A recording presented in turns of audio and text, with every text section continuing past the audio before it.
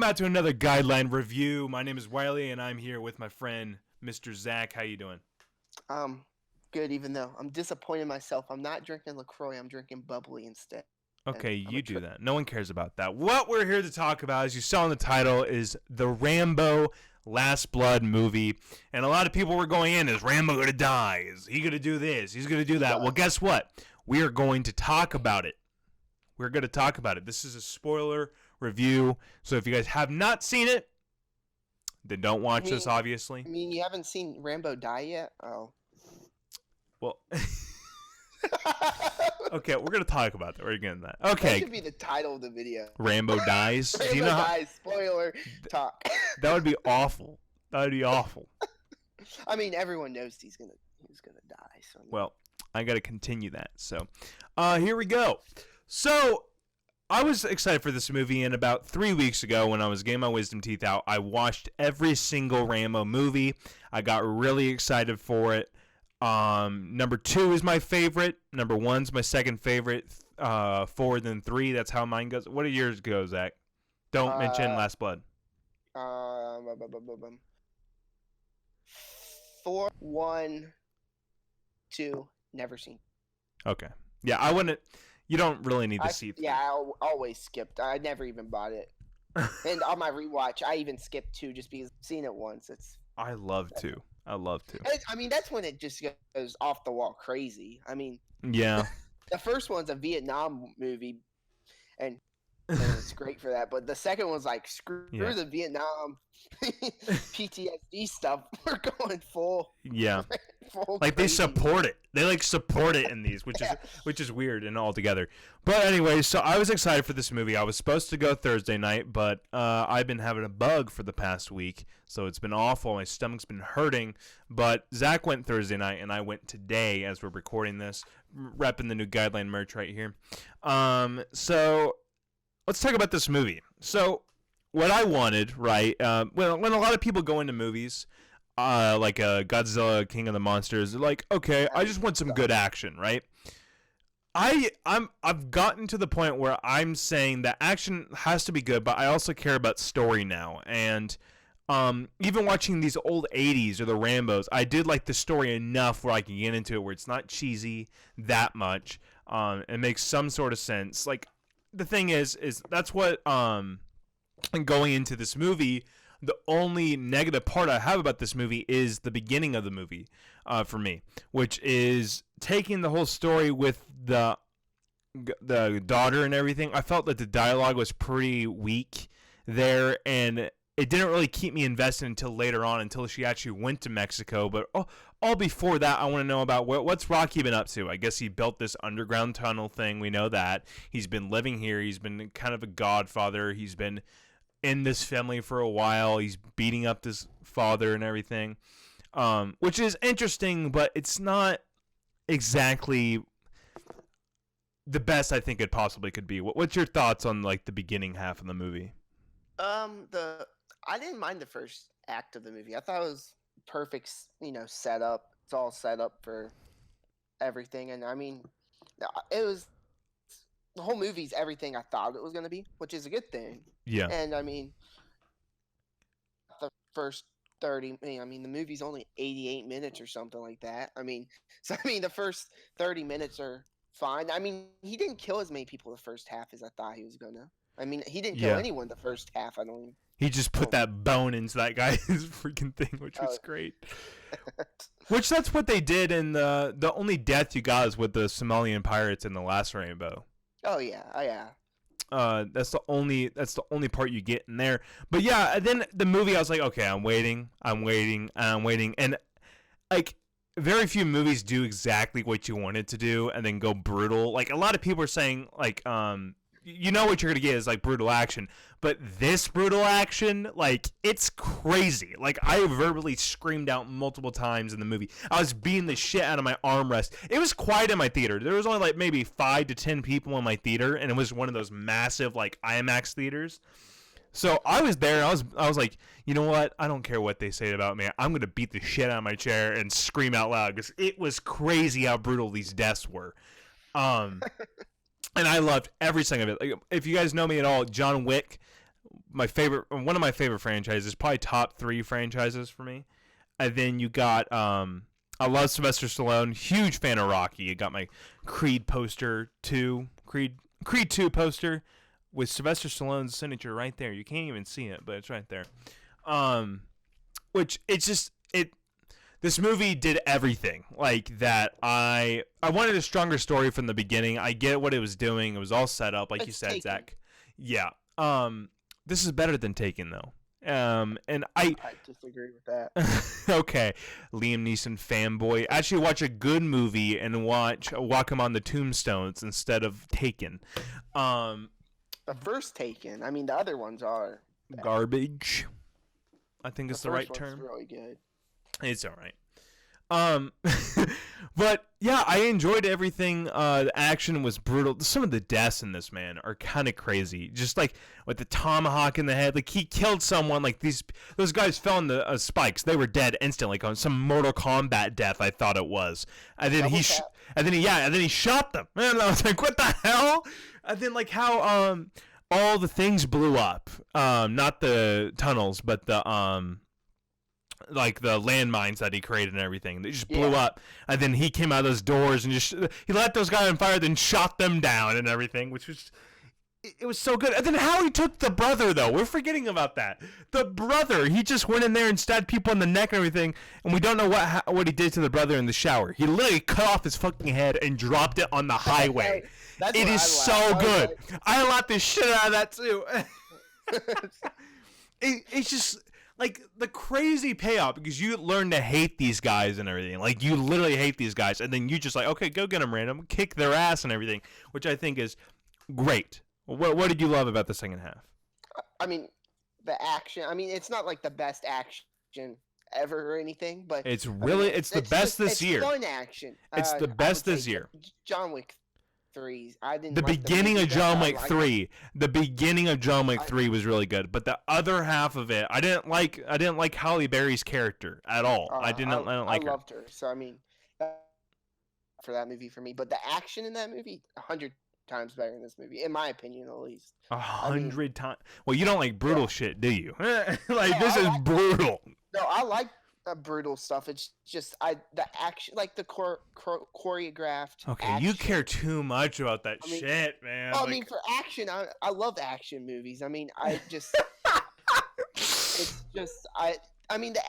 just simple action. At least it's not all that like Taken 3 shaky camera where they just get the camera and shake it up and down like Liam Neeson's fighting you. It's like you're but I mean I really do like this movie on it's like as a movie itself, an action movie. But we're talking about let's talk real quick though, okay? We hear about all these 80s movies, all these 80s action movies, and they're like, hey, I'm gonna take your heart out, but they never do. He fucking takes the guy's heart out. He literally cuts him open and takes the heart out. I'll be completely honest, I did not like that. I thought it was a little bit too ridiculous for me. It wasn't for me. It was amazing. And every time they beat up Rambo and shit, and he was like, okay, I like the part where he's like, hey, what's her name called, saying about her daughter. I loved how he just rushed. That scene was paced rush, and I just loved how he slammed the car and door loud and shit. I loved it. I was like, oh shit, shit's about to go down. And then he gets beat up by all those guys and the X and everything, And I was shocked they actually killed her off. That's the biggest thing I liked about the movie. I was like, wow. They actually killed her off. I mean, that was like the biggest like compliment I could give this movie, because it's really, I'm beat for beat almost any action type movie. Which is they actually killed her. I was like, that was good. I mean, that was impressive. I was like, okay, there you go. Yeah. Like, didn't expect that at all. And it's just everything about like the only thing is like, okay, so when I try to think of like a negative, like being an honest critic here, right? I see the flaws in it, but I don't care whatsoever. Like the people that are going to go see this movie should be Rambo action films fans. Like critics shouldn't be doing it.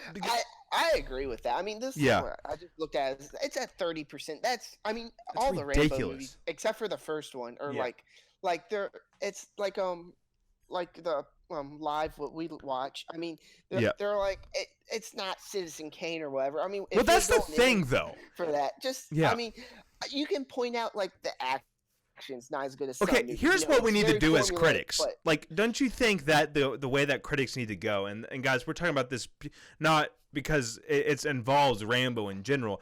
I think what ratings or reviews need to be nowadays is like okay, you're going to go see a John Wick movie. You have established through three films what you want. If they don't perform on that, that's how you rate it.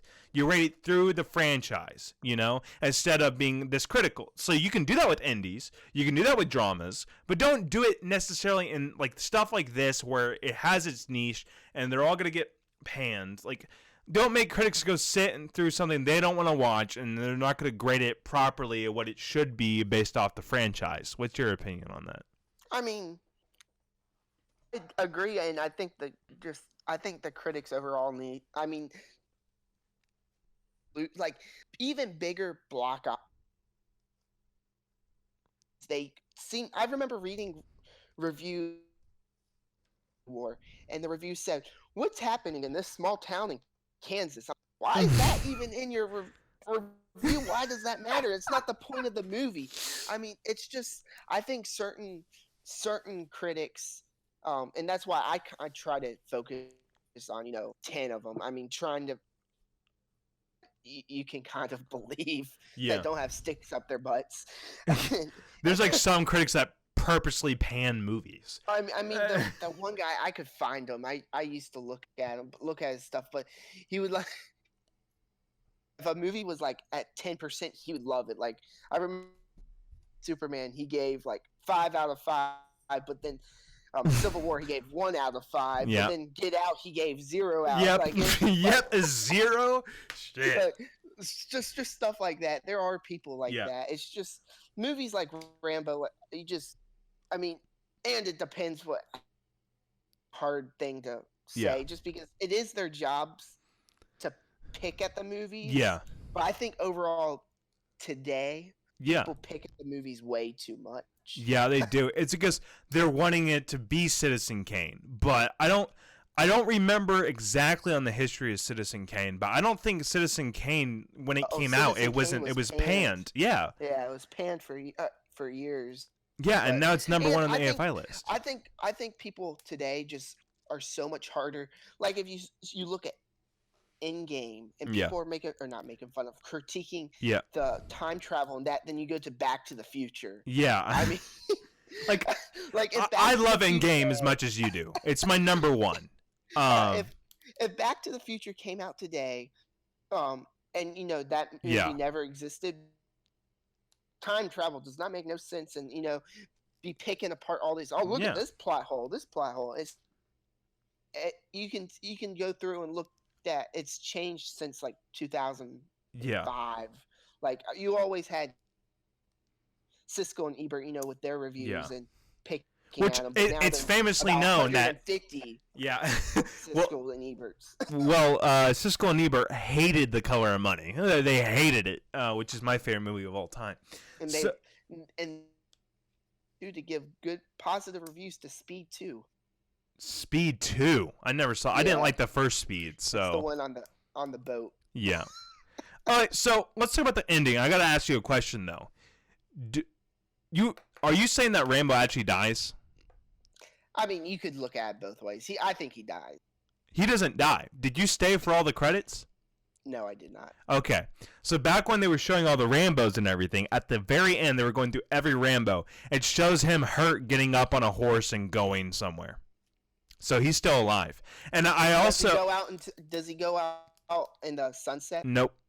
Okay. Nope. And also what he says is he always, on like the last lines of the movie, he also says that as long as he's alive, he's going to protect the memory of those people. That's not your last dying words. That means he's going to continue protecting. I don't like that personally. I like that because I would want more Rambos. I don't like that happened after. I hate movies that do this. Well, you didn't stay. Does this. I don't like Far From Home. Far From Home's garbage. But this is not the review for that. These movies and it's just so like Kingsman did it, and they have the scene where he with his bully and like not a key plot point, but this Rambo one's a key plot point. I mean, what happened to the Colonel? What happened to the Colonel? Like, he's not mentioned whatsoever. Yeah, I don't like when even Split kind of does that. I mean, Split, the title card comes up and there's a scene right after the title card at the end. I mean, it's put them before the credits. Well, it wasn't actually like an after credit scene. It was part of the montage. Because they were showing little snippets from the old. Well, you must have booked it out of the theater then. Well, I was already up and they started. It was like directed, blah blah blah. Yeah. I stood up and I was going down. Then they started showing the footage, and I was like, "Screw it." I think it's open ended. At least, like, if they want to do another Rambo, they surely can, but they don't have to. If that makes sense, because he just gets up on a horse and goes. Like, he could bleed out dying somewhere. Like, who knows? But guys, this is the end of the review. So to give my score out of 10, for what I wanted, exactly what it was, and just thinking about it now and enjoying how much like the theater experience was great. It was a Friday. I didn't have school. I went to go see it. Besides having this stomach bug, I'm going to give it a solid 8.5. Actually, no, I'm going to give it a 9 because the only thing I didn't really like was the beginning dialogue. Yeah, I'm going to give it a 9. What's your score? All right, I'll do 2. Okay. As a movie, overall movie, I would give it a 6.5. That's still fresh. And that's good. Yeah, fresh without doubt. I would give it an 8. Okay. Sweet. Maybe even 8.5. Yeah. It will definitely be on my top 10, but I don't know when I'm gonna have to kick out. Maybe always be my maybe, but I don't know. Oh, this is not mine. Well, yeah. Well, guys, it's coming from a guy that loves It Chapter 2. So you guys can find me at Wiley K. Todd on all social medias. You can also follow us at www.guidelineentertainment.com to get all the information you need on Guideline, and especially buy the new Guideline merch there, which is not out at the time of this review. Zach, where can they find you posting about your stupid Blu-rays? On Instagram at Blu-ray Zach. I want to start a Blu-ray show with you, but we'll get into that later. Thank you guys for watching. See you guys next time. Goodbye.